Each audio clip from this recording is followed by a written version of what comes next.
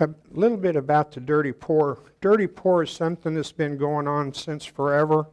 It's only more recently become more popularized, and also in treating wood, like bowls and platters and other such things. It's become very popular in wood turning.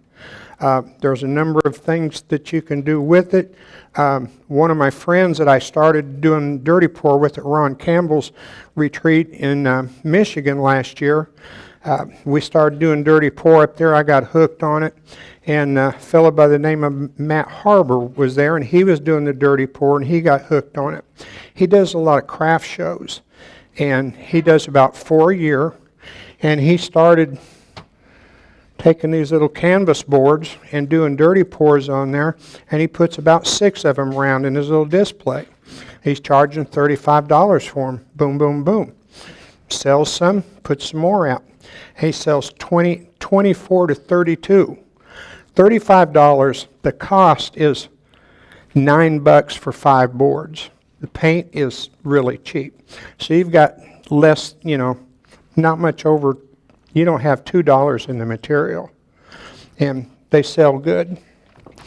So what is a dirty pour? A dirty pour is simply mixing paint and pouring it over something. Yeah, I've got 2 cards up here. I'm going to pass these around, one on each side. Just about everything you need to know about the dirty pour. If you want to go home and start tomorrow's on the card, if you want to take a picture of it, that'd be helpful. Yeah.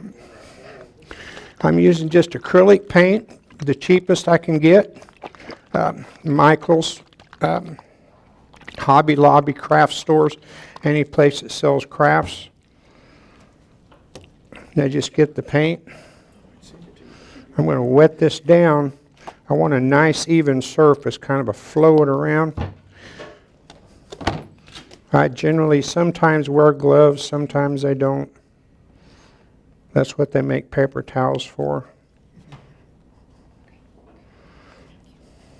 I want a wet surface on here so that when I put my paints on it, they're going to flow over the surface. And when you need more paint, you just get more paint. This paint that I'm using right here is about 30% Floetrol. Floetrol is an agent that you buy at the package stores. Anyone that sells acrylic paints for house painting sells the Floetrol. It's a diluting medium for the acrylic paint. If you've ever painted woodwork in your house and you've got a nice brush and you're trying to do the woodwork and you're not getting an even flow, you're leaving brush marks, mix Floetrol up with it, about 30%. It reduces the viscosity, so when you paint with it, it's much smoother. And that's what it's used for. Now, and get the appropriate size cup. That's about big enough. About some yellow, maybe just a touch of black, red, and some blue. That sound about right? Okay. And another thing we use with it is silicone. Silicone helps to divide the paint, and so in these containers I've already pre-mixed. I've got 30% Floetrol, 30% alcohol. I didn't use my Everclear. I buy denatured alcohol and use it. With the 30% paints, mix 30, 30, 30. I'm sorry, I missed the last third. The last third, it's the paint, Floetrol, and denatured alcohol. You can use isopropyl alcohol, but it's highly recommended to use only the 91%, and it's hard to find.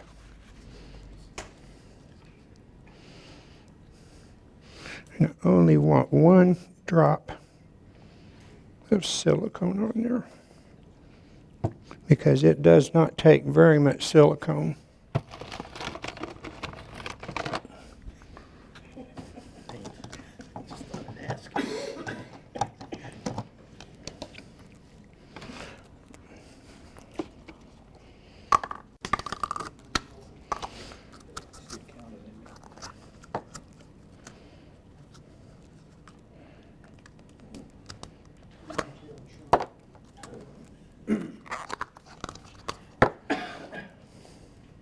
Now I do not have any silicone in these colors. So what I'm going to do, I'm just going to put enough in a cup. You said you bought the paints at Hobby Lobby or something? Mm-hmm. Yeah, the acrylic paints.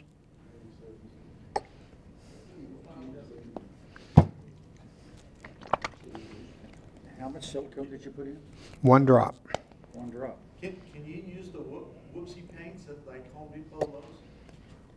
Yeah, acrylic paint, yeah. Yeah, it's just acrylic paint. Yeah, there's a bottle from the store. And they come in larger bottles too. There's 5 or 6 different brands in it, and it's all the same thing. I like to buy it in the bigger bottles, but in the bigger bottles, there's not as many colors available. I bought little bottles to start with, and as I've gone along, I've gone through all of those little bottles. Where are you getting the silicone? You can buy your silicone at just about any hardware store. You can substitute WD-40, and you can substitute coconut oil. Coconut oil sold at the grocery store. And the purpose of the silicone is? It's going to produce cells. It's going to divide the paint. Now, somebody out here in the audience is sitting there and he's thinking, I don't have an artistic bone in my body and he can't tell one color from the other. Is there anybody out there? Well, come on up here. No, yeah. You come on up here. Yes, sir, you volunteered. They told me never volunteered for that. Raise your hand. Yeah, I found that out when I was in Vietnam. Never, ever, ever volunteer. Knock everything over. Yeah, I volunteered for one little deal. Ended up seeing China, North Vietnam, Campbell, Laos. We were everywhere but South Vietnam. I'm gonna have you put on a pair of gloves.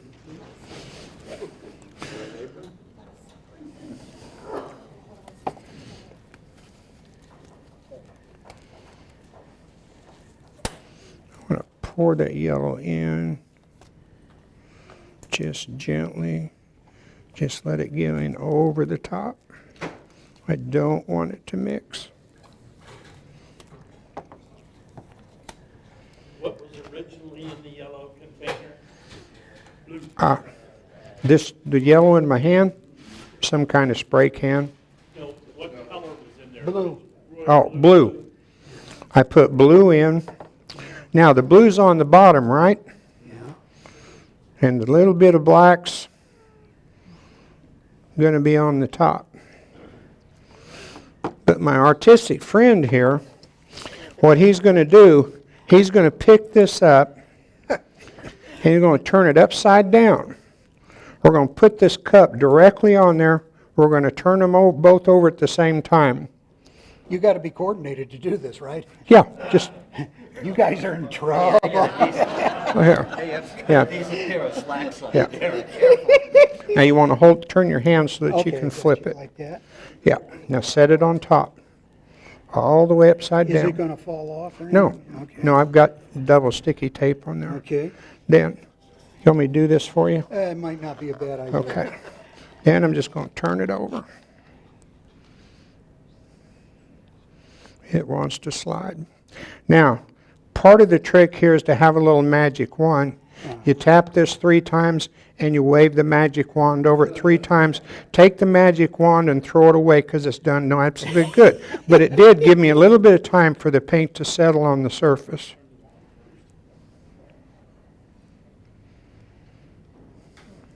Oh, that's neat.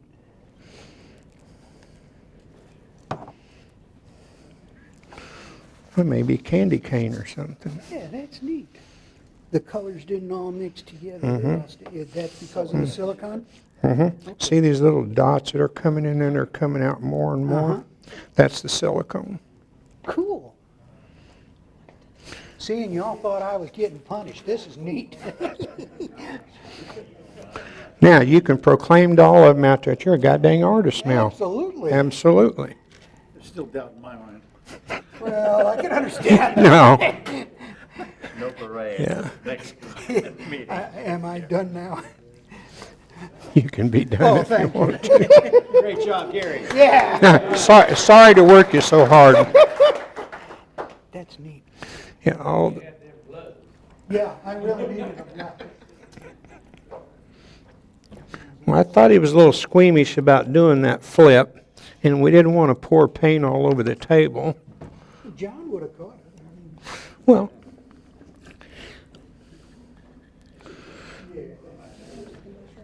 I was at the Hunt County Club, their open shop one day doing this, and a fellow was sitting adjacent from up close there by the table, and when I flipped one of these things open, couple little spurts of paint come spurting out and got his shirt, but it did wash out.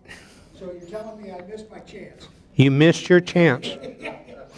But now if you want to come up here and give him a squirt, I mean, Yeah.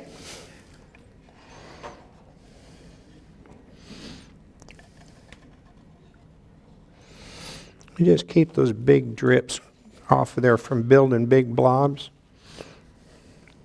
Does the paint even itself out? I mean, Yes, it's going to even itself out. And it's getting more and more cells in there kind of dividing out. That silicone is working as that paint is still flowing. And it'll continue to do that for a while. But those little dots and that smokiness that's in there, it keeps working. Are the little dots the white from the undercoat, or is there? Those dots are from the silicone separating the paint. No, I mean the actual color. I'm trying to figure out. Okay. Yeah, see, when we did the pour, the black is on the bottom.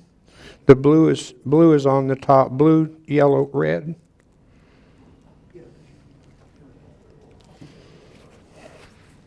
And when you get ready to do one of these and you're going to do the flip, just remember that the color that you put in first is going to come out on the top. So the way you want the colors showing on your piece, you put them in the cup just the opposite. Because I can put them in there, but when I turn it over, what's on the bottom, or what's on the top's now on the bottom. What was in the bottom's now on the top. That's the fun of it.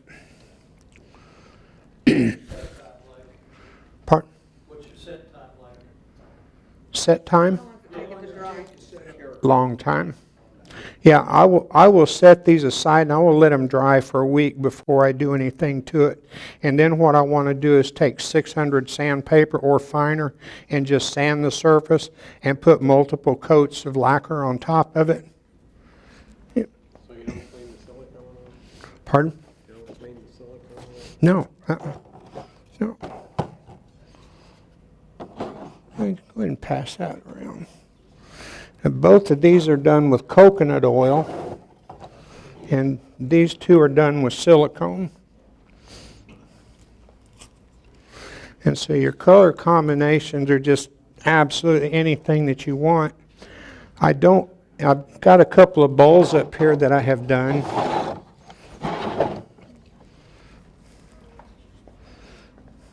And the bowls came out pretty nice. My wife wanted a pink one, so I did a pink one. And that one I just kind of picked the colors, put it on there. But the silicone is responsible for those dots. Now you do it just on the outside? Pardon? You do it just on the outside? Mm-hmm. Yeah, these are, I've not gone back and finished these yet. I will probably clean that top edge, maybe color the top edge, and probably do a little alcohol dye on the inside. Do you treat your bowl before you do the pour? Pardon? Do you treat your bowl before you do the pour? Mm-hmm. Just, Yeah. Just wood, I put sanding sealer on it because I don't want it soaking in. Okay. And when I was in Michigan, I found a rock in the parking lot. Ray Moyer was up there with me, and the hotel we were staying in had a rock garden, and I looked down there and there was this rock. And I picked it up, and I said, that's chocolate. That's kind of like a chocolate lover's color. So at the retreat, Rebecca DeGrot and Ron Campbell and I kind of thought about that. We thought about the colors we put in: copper, brown, white, and black, and kind of got little, I call it my chocolate lover's cup. And one of these days I'll go back, finish the top, color the inside, and it'll be finished. Now, you said you sanded it with 600 grit. Do you then polish it, or what do you put on top of it? No, I'm just going to sand it lightly with 600 just to get any little bumps off. And then once it's sanded, wet sanding works fine. You just want to make sure the surface is clean and dry, and then just spray it with lacquer. Can you hold that over the yellow there so I can just get it on camera? Hold which?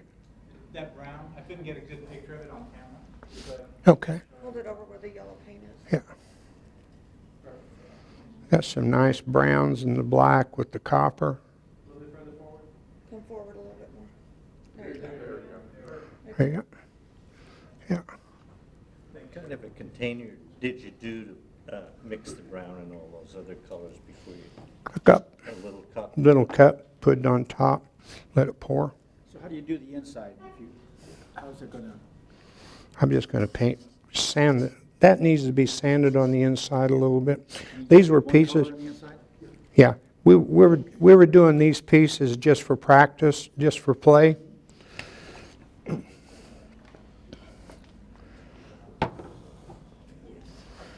Yeah.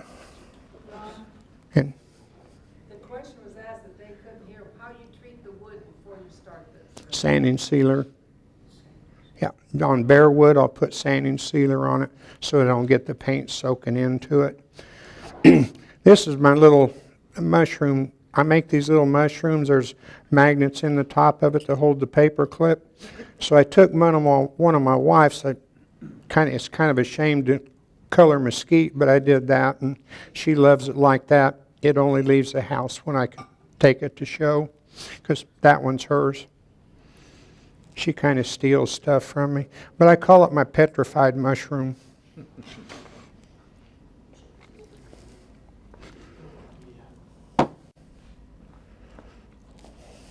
Here's somebody on the front row there. Catch.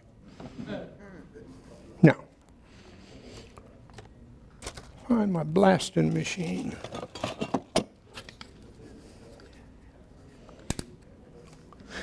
I can see some air bubbles on the top. This thing will light.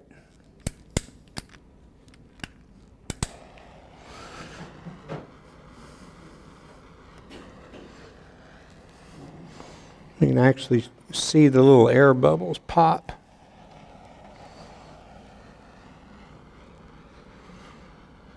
And it must also help kind of going over one area a little bit. It helps produce those cells a little bit. They're popping out like crazy. That brings them out a little bit more.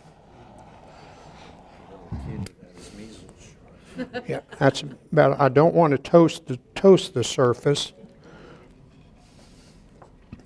Now, what can I do with this? I can take another piece of wood and I can make a little frame. I can hang it on the wall. I can put a little frame on it. I can use it for a lid for a box. My wife has got one that she calls peppermint swirl, and that one doesn't leave the house. Another thing stolen. But on a smaller disc, I did a Beads of Courage box.